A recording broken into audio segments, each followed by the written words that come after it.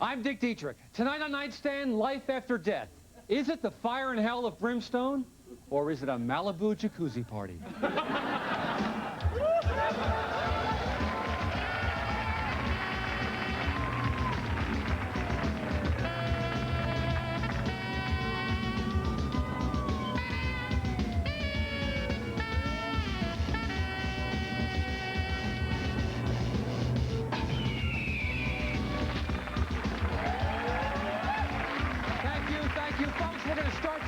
With a question. How many of you people have had natural sex? How many people?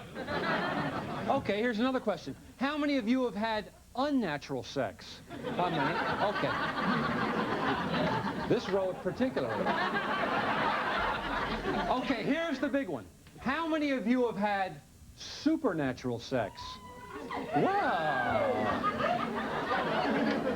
quite a few, surprisingly. Well, our first guest claims to get plenty of supernatural sex. Why? Because her boyfriend is a ghost. Now, we won't use her real name. Instead, we're just going to call her, we'll call her Mandy. That is my real name. Mandy's your real name? I've never done that before. You talk about ESPN. Whoa.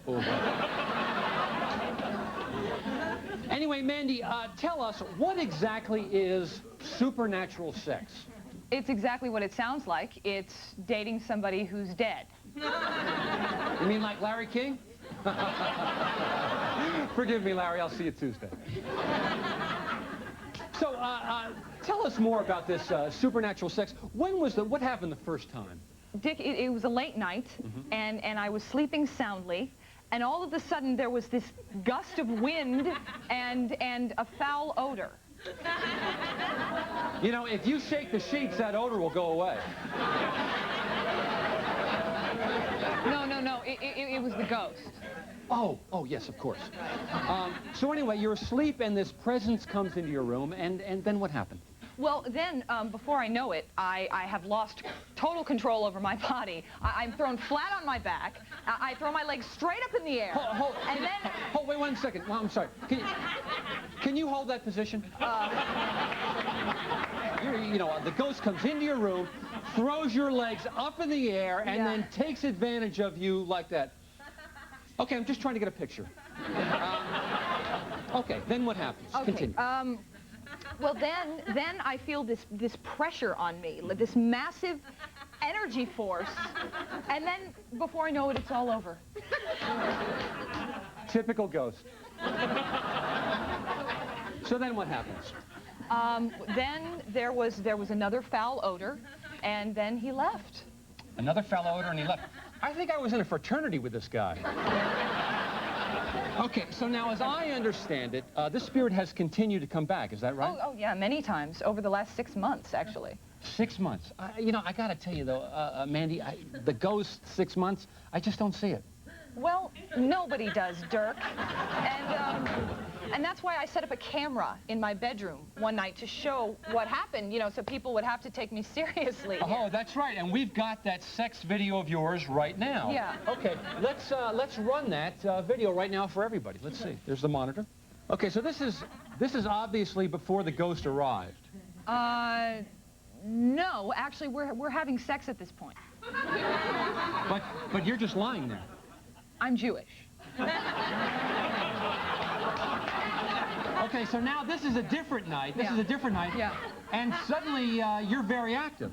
Oh, well, that's after I found out the ghost was a doctor. Now, looking at that tape, I noticed you were wearing your clothes. I mean, how can you have sex with clothes on? Well, let's just say he can walk through walls. Say no more. Okay, so things seem to be going well, Mandy, so I got to ask you, what's the problem? Well, can't you see? I mean, sure, the sex is great, but there's no commitment, you know? I mean, I want more. And so I told Bill this. Well, I'm sorry, who's Bill? The ghost. I told Bill that I had to break it off and see other men. I think I understand your problem. How can you tell someone you can't see you don't want to see them anymore? Exactly. So will you be seeing Bill again soon? Oh, he's here now. He is? Uh-huh. I thought that was Miller. No, it's him. He loves to eavesdrop, actually. Really? Yeah. Bill, stop that. Bill, don't. Okay. Mandy, is everything okay? Yeah. Oh, God. Bill, you know that. Stop. People are watching. Here. Oh, God. I'm sorry. Oh, Bill. Oh, Bill. Oh, you don't say close to me. Apparently, Oh, God. the doctor's in the house. God. Oh, Bill. Oh, you're Well, right coming up there. next, Oh, how do you yes. maintain a resurrection? Oh, yes. We'll find out right after this.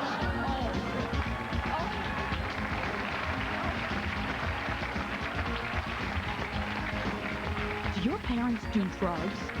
Would you like to expose them on national TV? If so, give us a call at 1-800-GO-DICKIE. On an upcoming nightstand, really dumb criminals. Okay, a cop has just pulled you over for speeding. He's heading for your car, so in an effort to mask the smell of liquor on your breath, you light up a joint. Then what happens? Find out on Nightstand. Thank you, thank you, thank you. Welcome back, welcome back. We're talking about Ghost Riders in the thighs. Now, as we left, we saw Mandy and her transparent companion getting into it. In the interests of decency, we sent them backstage, but let's check in with them right now, shall we? Well, she seems to be resting, I take it. We'll go back there later. Okay, folks, we all know there's no sex after marriage. But is there sex after death? Our next guest might be able to answer that question. She's the co-host of the Voodoo Friends Network and the author of the book 1001 Things to Do with Dead Chickens. Please welcome Mambo Santamaria.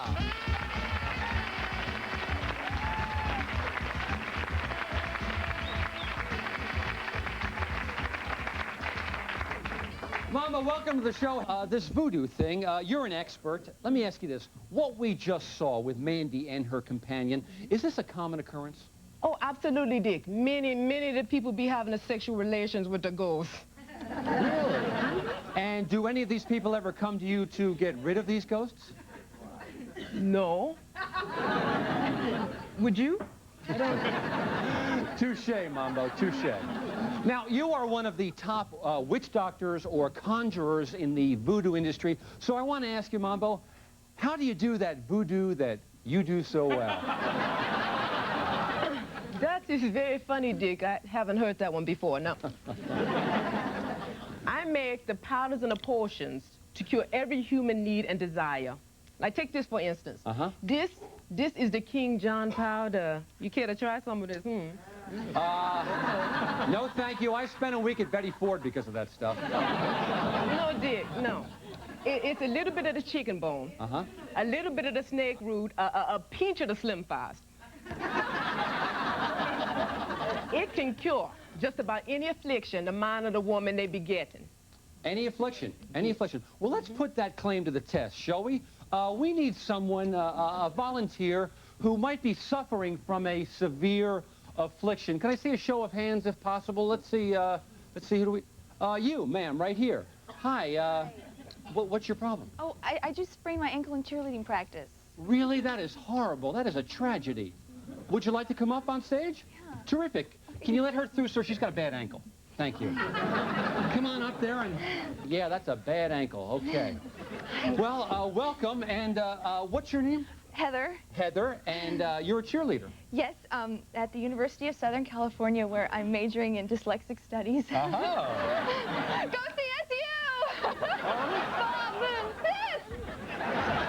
Oh, wow. That's terrible. So you're ready to take one of Mambo's concoctions. Yeah, I'm ready to try anything now. This ankle has hurt me for almost a day. Oh, wow, sir. Mambo, she needs some help stat. This will fix you up then. Drink it, it'll fix you up good.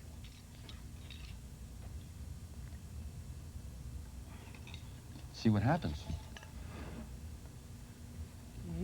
All right. Better? CSU win! Fight! Go! All right.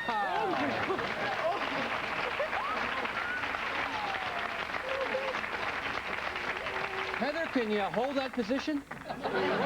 How's the ankle feel? That feels great. Oh, terrific. Come on up. Give her another hand, everybody. But you know, Mambo, so far you've only shown us the positive side about voodoo. What about the evil side we've heard so much about? Can you really, walk with me a little bit, can you really inflict pain on somebody just by sticking a pin into one of these voodoo dolls? Oh, yes, that's easy, no problem. Really? I happen to have this voodoo doll right here. This doll, he looked like Jerry Springer. That's an amazing coincidence. But listen, while we're here, why don't we try a little experiment? Jerry is taping his show right now. We can pick him up live via satellite. I'd just like to try something, if you don't mind. Sure. Okay, let's watch the monitor. 600 pounds in 2 weeks, and you don't think you have an eating disorder? Why, 2 months ago, you were in Playboy. Hey, this is neat.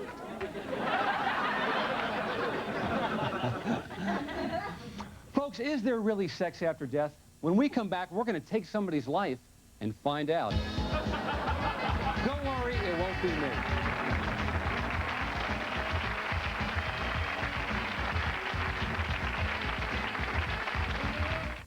Secret. Much more woman than she'll ever be. Dirty little secrets. Even if you are a lesbian. What? Mom, I'm not a lesbian. Thank God. Confessions and much more on the second half hour of Nightstand with me, Dick Dietrich.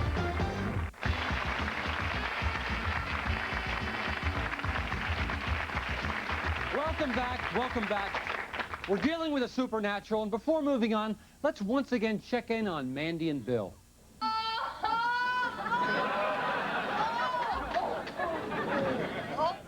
Wow. Joining us now is an expert on life after death. He's the author of the book, Death of the Party. Please welcome Dr. Morte Gunty.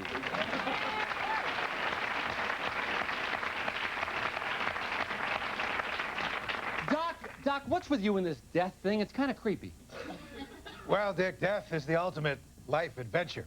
And as such, it's always tickled our fancy. We've all heard about romantic life after death experiences. You may even be familiar with autoerotic asphyxiation. Come on, Doc, who hasn't had sex in a car? But let's get back to this death thing. I mean, is it really a downer?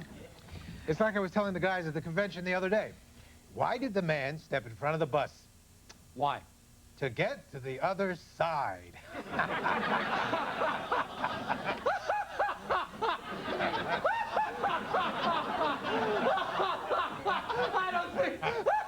I don't think you realize why I'm laughing so much. It reminds me of the old chicken joke.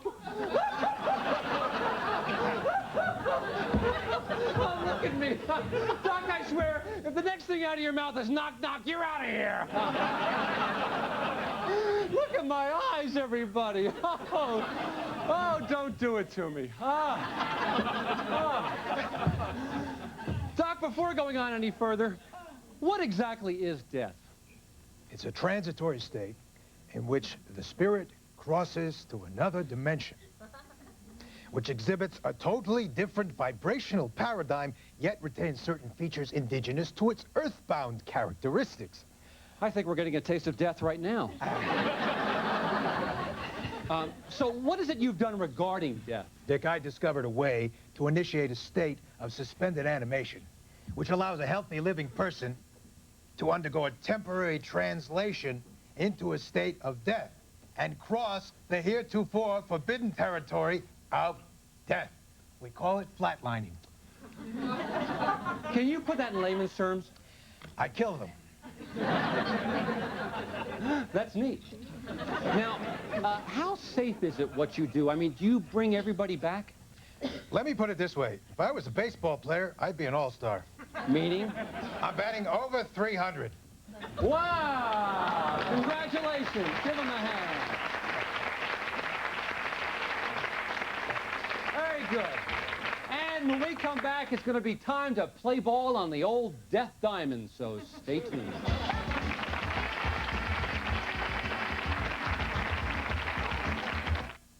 Hey, you can get Dick on the World Wide Web. Cruise on by. On an upcoming Nightstand, Dick looks at unlikely bigots. Okay, the question on the floor, perhaps the question of the decade. Why would you join the Ku Klux Klan? Don't miss this very special nightstand. Thank you. All right, we are back, and as we promised, we're going to terminate somebody with extreme prejudice. And that time is almost here. But first, let's check in with Mandy, who's in our green room, doing the wild thing with a dead thing. Well, it looks like the rigors of mortis have set in. So while she's collecting her thoughts, we'll give her a chance to spruce up and go back to her a little later. Okay, folks, right now, I need a volunteer, somebody to help out the good doctor. Who doesn't have anything to live for? Miller, put your hand down.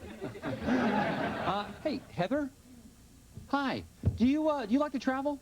Sure. Then come on up here. Okay. Excuse us, sir. All right. And, Doc, you know, I just want to be safe before we proceed. I want to be sure about your qualifications. You are an MD, correct? No, actually, I'm a doctor of humanities. But I first came to prominence in the health field from early experiments with LSD as a cure for headaches. Good enough. So, Heather and Doctor, why don't you head back and get yourself prepared for the moment of truth? Okay. Okay, very good. This is not a good idea, Dick. Please, Mambo, please, I am insured up to here. You don't have to worry, but thank you. Here's a question. Let's take a question while we're waiting. Hi. Hi. This is for the voodoo lady? That would be Mambo. Yes, Mom. Yes. My cousin had a voodoo Tupperware party, and they sacrificed a goat. How do you get goat's blood out of a couch? Ooh, good question.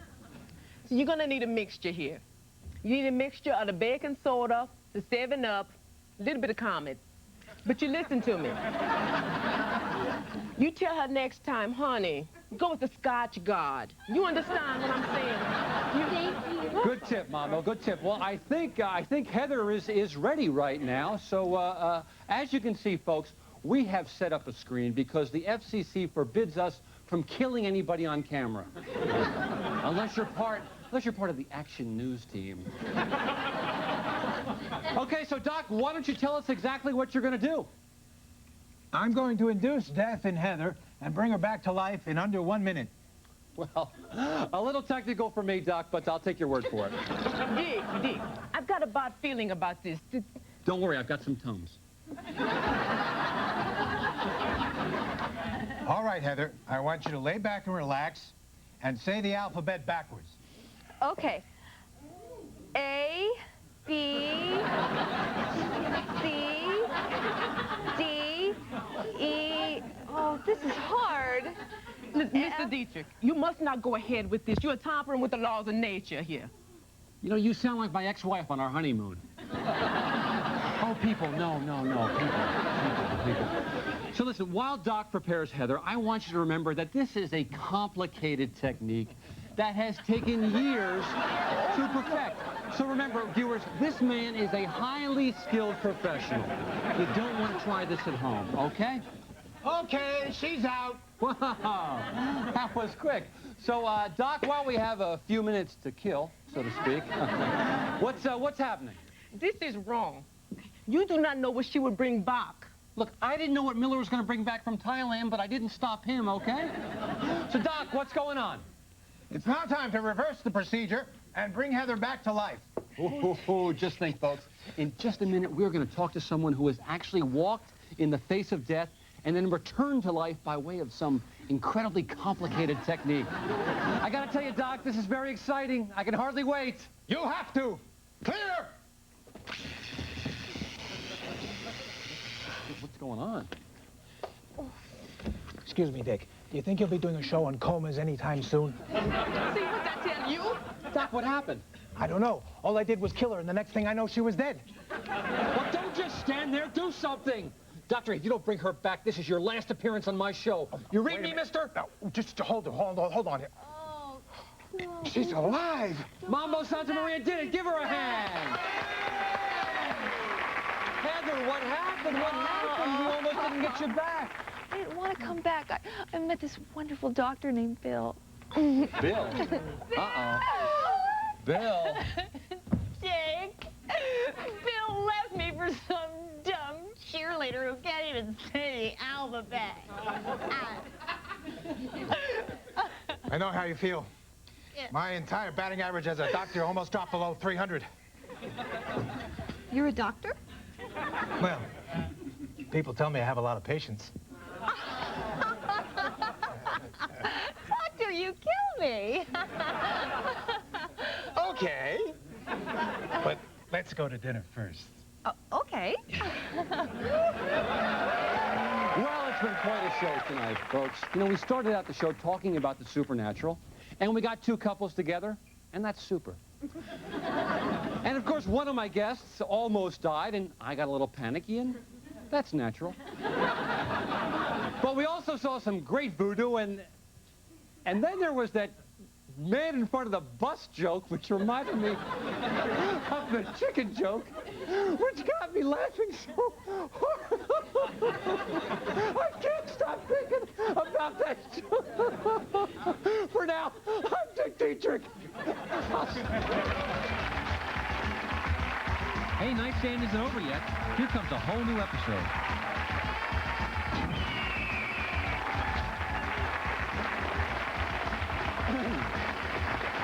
Thank you. Thank you. Thank you. Secrets. Dirty little secrets. We all have them. In fact, before our show, we had everyone in our audience write down a little secret they've been keeping for years. So let's see. We've got a cross-dresser. We've got a shoplifter. We've got another cross-dresser. Hey, we've got a Nazi. Well, welcome to the cabaret, old chum. Tonight we're going to meet some people with a secret they have to confess because it is eating them up inside. Our first guest is Melissa. And I should say that Melissa is a valedictorian who has gone on to med school and spends weekends making fudge for the homeless. So what could this all-American girl-next-door gal have to get off her chest? Any guesses? She's got flesh-eating disease. No, but that's a good show topic. She's a Jew! Well, I think we found our Nazi. Well, Melissa, you got all these people on edge, so what could your secret possibly be? Well, No. Not yet. A picture's worth 1,000 words. So, audience, we're going to roll some tape to show you what Melissa's secret is. So, audience, watch the monitors. Folks at home, watch your TV sets.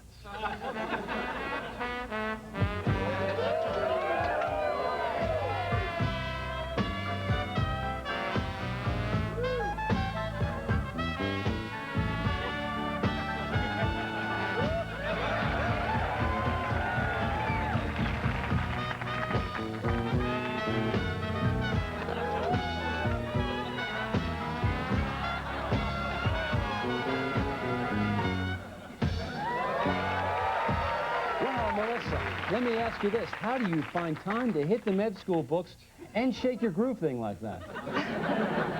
well, I don't know. I guess it comes naturally. Uh-huh. That's great. Now, Melissa, can I call you Melissa? Sure. Melissa,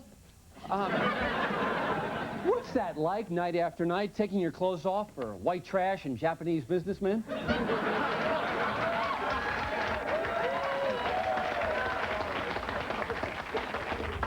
I don't really see it that way. I mean, when I'm dancing, I'm expressing myself. I'm saying things about my life, my experience, my sense of values. And, of course, the money is great. Oh, yes. I've been known to fork a Tensky over to an especially limber gal. Yeah, here's a question. Thanks.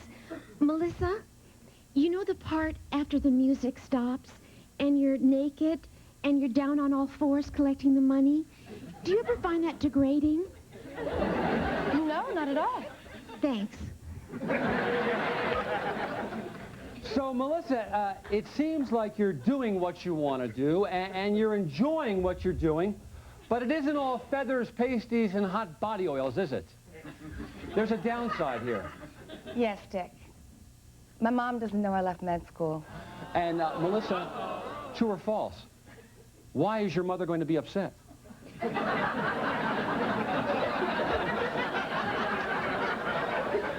Well, see, my mom and my late father scrimped and saved to send me to pay for my education.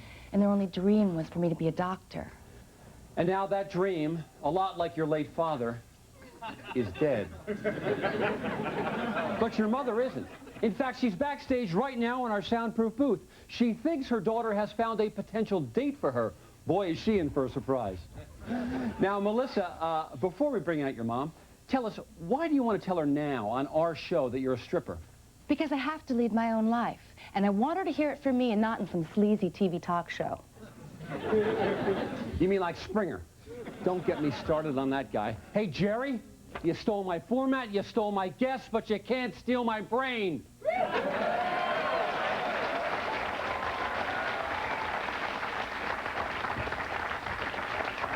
I'm sorry, Melissa, you said the S word and I can't control myself.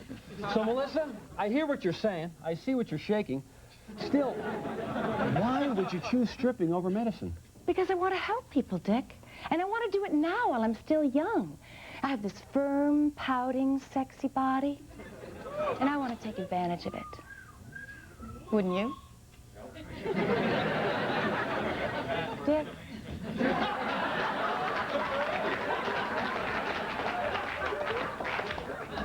Dick.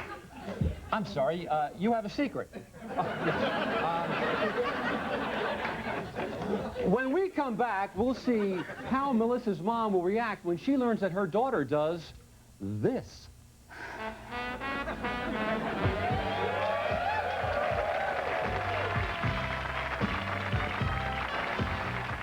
Soon on Nightstand, it's a blunt discussion on male sexual dysfunction.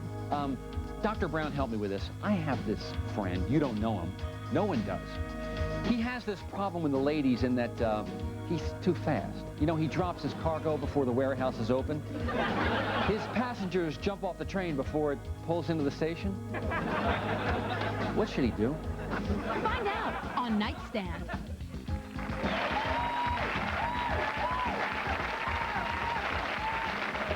We're back with people who have something to confess. Now, we're going to go backstage right now to our soundproof booth where June, Melissa's mom, is back there waiting. Now, remember, she thinks she's here for one of our famous My Daughter the Matchmaker shows. But she's about to find out the naked truth that Melissa, her daughter, has quit med school to become a stripper. So open that soundproof booth. There she is. June, hi. Oh, hi. Hi, come on out here. Okay. Welcome to the show. Oh, thank you. Now, I take it you've seen the show before? Well, yeah, actually, I generally find it sad, salacious. Well, thank you. I don't think you'll be disappointed by today's show either. Is Melissa already out there? She is. She's right out here. Now, watch out for this thing right here. Whoa.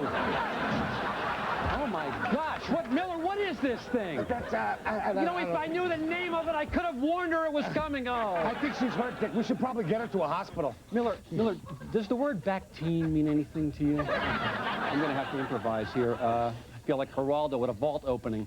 Okay. Okay. No, I got it. Melissa, hi. There was a little glitch backstage. You would call that a technical problem. But your mom will be out a little later, no problem. And in the meantime, we're going to bring out a couple of guys who we first met on our Salute to Fishing Buddies episode. Then they came back to announce their engagement on our His and His Sadie Hawkins show. And now they're newlyweds, but one of them has a secret. So please welcome Kyle and Dash. Nice to see you again. Hello, Kyle. Welcome to the show. Thanks. Now, I'm looking at your book here, and it's a wonderful wedding album. Can you get a shot of that, Chris? Get a shot of that there? It's just like a normal wedding. I mean, you got all the shots in here. You got the hokey pokey you're doing there, and the traditional removal of the garter. Nice legs, Kyle. Now, this one I didn't understand. All you guys are in a circle. Is that some sort of a dance? Okay. Well, whatever. Now, you know, Dash, today's show is about confessions, and Kyle has a confession and a secret for you. Well, let me guess, all right? The two of us are about to become three, is that it? Don't look at me. I turned that offer down on the Coast Guard. I meant adoption, Dick. Yes, of course. No, Kyle? Dash, Princess, I've got something to tell you, and I know that this will probably ruin your life, but I don't care. Dash, I'm in love with someone else. Oh, God! It's Hub from Step Class, isn't it? No. Then who? Who is it? You know Lorraine from Starbucks? Oh, my God, not her brother! No. Her. Ooh. A woman? And you? I'm sorry. I don't believe it. Oh, you're wrong, Dashy. No. I dig chicks and everything about them. No. I love to see their beautiful eyes and gorgeous skin and really ask of me. No, please! Ask him about his big crush on John Stamos. Or are you faking that, too? As a matter of fact, John is a chick digger like me. Hey, sweet thing, you got what I want. What do you want, implants?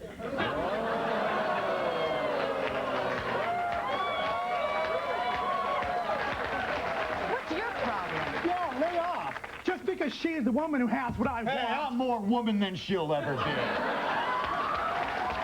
Melissa, you're not going to take that, are you? Hey, I turn men on for a living. Hey, I turn men on, too. Oh, yeah? Well, can you do this? Ooh, Melissa! Melissa, you're not going to strip now, are you? Miller, music! We're going to try to get this under control and come back after this commercial message. So stay tuned.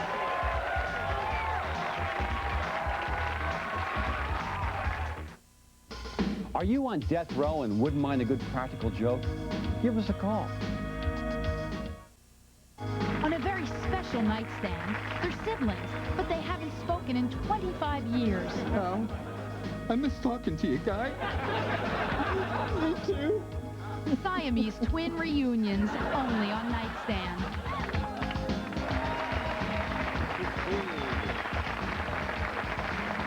All right, folks.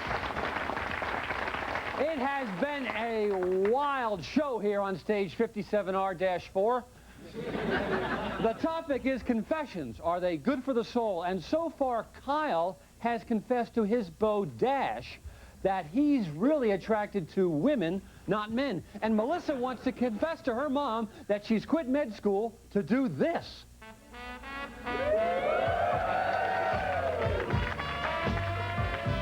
And she'll tell her mom just as soon as her mom comes out of makeup. She's in makeup, and she'll be right out. Yes, you have a question. Dick, do you have to keep on showing that tape? I mean, I'm beginning to think that you're, you know, like exploiting me here. Exploiting you? Well, that's right. I mean, first you get me up here embarrassing myself, and then you keep showing that clip. What part bothers you? Because I can take criticism. So, Miller, we're going to roll it again, and Melissa, I want to go through it frame by frame until you feel comfortable, okay? See? You're doing it again. You make me feel like I'm part of some sort of freak show. Freak show? Freak show? You're talking about Springer. Springer does freak shows. Hey, Jerry, you see what you're doing for the rest of us? Give it up, man. Now, Melissa, come on back up here, and please, just listen to me for a second. I don't want you to bare your chest. I don't. I want you to bare your soul. And have a seat, because confession is good for the soul. And I'm not the only person who says that. Our next guest is a guy. Well, he's not a guy, he's a father. Well, I hope he's not a father because he's a priest.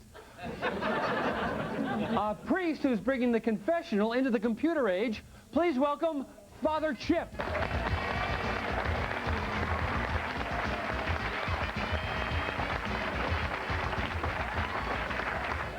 Welcome to the show, Father Chip. It's killer to be here, Dick. Now, I guess it's no secret, you apparently are a whiz kid at getting young people back into the confessional. Yeah, well, you know, somebody had to do it. We wanted to make sure that Generation X didn't become generation excommunicated, you know. Wow. Check it out. Yeah. Yeah. So we had to set up rad new ways of confessing, you know, because it's like really important. Yeah. And could you give us, for example? Oh, yeah. Well, the first thing I did, and this is like way back in like '93, was I set up a drive-through confessional. Right, right. Really cool. Miller, I think we have some footage of that drive-through confessional. Why don't you roll it? No, not that footage, Miller. Miller, get off the phone. Run the confessional. There we are. Okay. Bless me, Father, for I have sinned. It's been a long time since my last confession. These are my sins. I lied, and I coveted my neighbor's wife. Look, you dude, your penance are 3 Hail Marys and 2 Our Fathers. Pull forward to the next window, please. Have a nice day.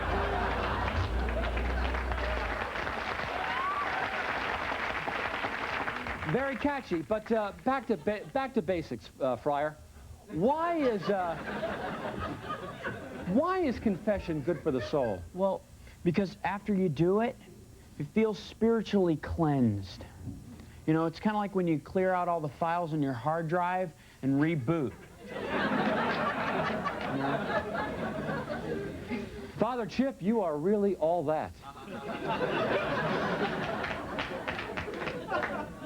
So, Melissa, do you think you're ready to reboot?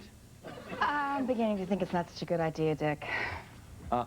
Father, help her, for she knows not what she thinks. Melissa, you've got to do this. Hey, dig this parable. Remember on Beverly Hills 90210, when Andrea had to tell Brandon that she didn't actually live in the school district? Yeah. And then she kept it to herself, and she didn't tell anyone until it built up in her brain to this huge mega psych out, you know? Oh, that's right. Yeah. I mean, she couldn't even run the school paper. Right, exactly. Until one day, she finally confessed. She said, Brandon, I don't live in the school district. I live in 90213. That's right. I'll do it. She's gonna do it. Give her a hand. Okay.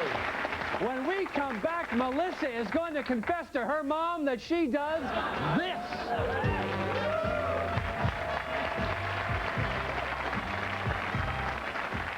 Next week on Nightstand, TV news anchor women. Off the air. No, underwear. Behind the scenes. No underwear at all. Interesting. And under the desk.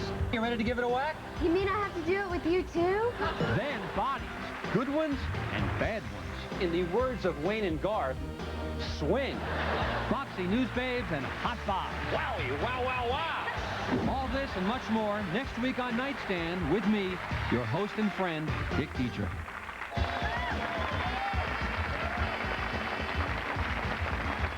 Okay, folks, we are back. We're back, and we are confessing our butts off. Okay, you want to meet Melissa's mom? Yeah. Okay, now, Melissa, before she comes out, I want to tell you your mom hit her head backstage, but she's okay. She's just fine, albeit a teeny-weeny concussion. No, she's just fine now. Now, she still thinks she's here to meet a blind date, so let's give her our support. Let's welcome June. Hello, June. Hello. Welcome to the show. I'm sorry about what happened. What happened? Nothing at all. Come on over there in the seat next to your daughter. Okay. There you are. Melissa, I'm so flattered. Oh, they're so young for me, aren't they? No, Mom, you're not here to meet Now, Melissa, listen. No. Me host, you guest. Okay, June, you're very proud of your daughter, aren't you? Oh, you have no idea. Her father, God rest his soul, worked double shifts in the smelting plant in order to send Melissa to medical school. Oh, he'd have been so proud of his daughter, the doctor. It's not going to be easy, Melissa. What's not going to be easy? Well, June, we lied to you. We do that occasionally on this show. This show is actually about confessions, and Melissa has a big one for you. Melissa, what is it? Well, Mom, ever since I was a little girl, I've had this feeling. And, oh, God, this is something that I thought. Wait, I think I know what you're going to say. You're a lesbian, aren't you? What? It's fine. There are a lot of great lesbian doctors. Oh, absolutely. How about that Joycelyn Elders? She's not? I saw the uniform. It's okay, honey. I mean, even if you are a lesbian, I still love you. No, I am not a lesbian, Mom. Thank God. Oh, but what can it be? She's a Jew! We got a Nazi up there. Pay no attention to him. Mom, you see, now I know that you always wanted me to... You see, Oh, hell, Dick, just roll the tape. Miller, roll it. Oh, God, a stripper! Why couldn't you have been a lesbian? I'm not doing anything wrong. I mean, I'm an entertainer, an artist, and really good. But this is not happening to me. June, we've got some denial now. How can you disrobe in front of white trash and Japanese businessmen? Don't mom me! This is the thanks that I get after risking my life running drugs from South America. What? That's right. Your father and I are dealers. How else do you think we could send you to med school?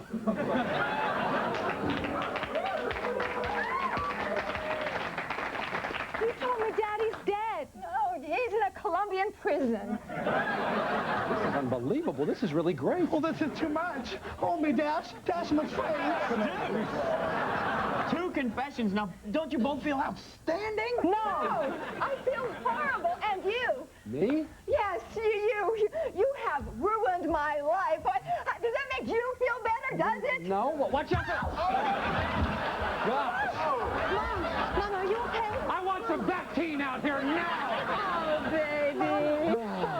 Well, we brought some people back together again tonight, folks. Something we do very well on this show, which is more than I can say for other talk shows, like Springer. Hey, Jerry, the difference between our shows is for us, 1 and 1 make 2. For you, 2 divided by 1 makes 2. Think about it, Jerry. For now, I'm Dietrich. Miller, it's Melissa time.